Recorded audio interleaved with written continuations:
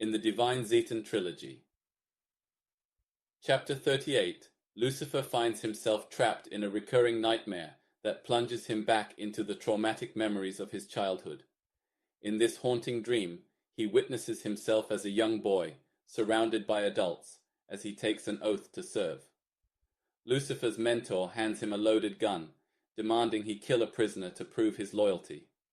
Overwhelmed by fear and confusion, Lucifer fires multiple shots, splattering blood across his face and making eye contact with the dying man, an image that invades his psyche and causes him to fight back the urge to vomit in shame.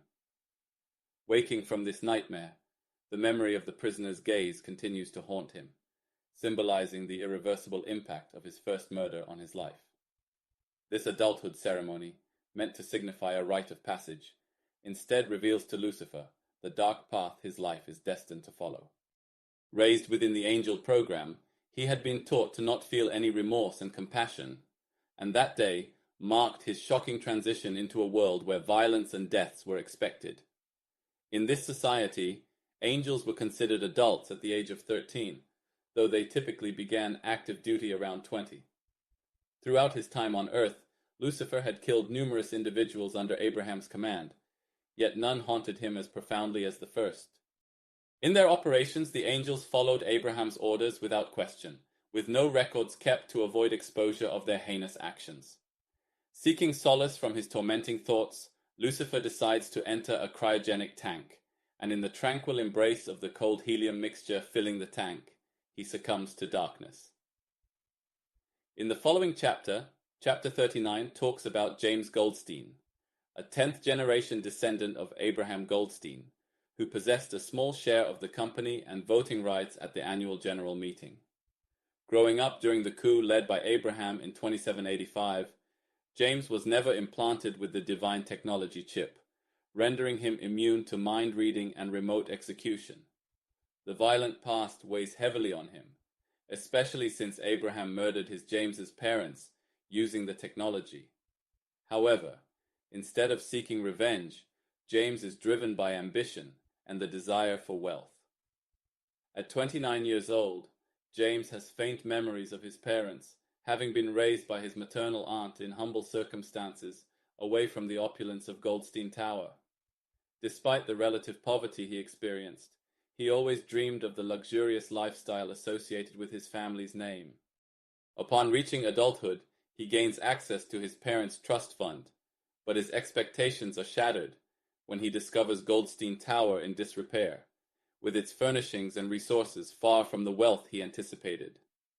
James learns that the wealth of House Goldstein has diminished significantly due to extravagant spending on the Eden project. Seizing an opportunity, he devises a plan to usurp Abraham's power, anticipating that a swift and brutal retaliation from Abraham would eliminate many senior members of House Goldstein. By acting quickly after their deaths, he aims to claim as much of the estate as possible, positioning himself for greater power within the company. After 5 years of careful planning and gathering accomplices, James feels ready to execute his ambitions. On August 5, 2812, Terran Global News reports a catastrophic explosion at Goldstein Tower, resulting in numerous casualties. The cause remains undetermined, but speculation arises that it was a targeted attack aimed at killing Abraham Goldstein. James Goldstein confirms Abraham's death, in which the catastrophic explosion vaporized Abraham's body, making resurrection impossible. Meanwhile, the soul of Abraham Goldstein meditates under the lotus tree in the divine dimension, while experiencing a newfound appreciation for stillness and reflection. However, this peace is abruptly shattered by a severe migraine, reminiscent of the pain he felt when an angel had died, and disconnected from the reality. Unable to connect with his angels on Earth due to electromagnetic interference, Abraham seeks to understand the disturbance.